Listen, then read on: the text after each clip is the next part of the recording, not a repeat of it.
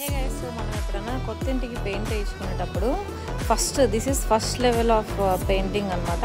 మనకి ఏంటంటే actually edges కొంచెం ఇరిగిపోయి ఉంటాయి కదా, ఈ వుడ్ అవి షిఫ్ట్ చేసేటప్పుడు.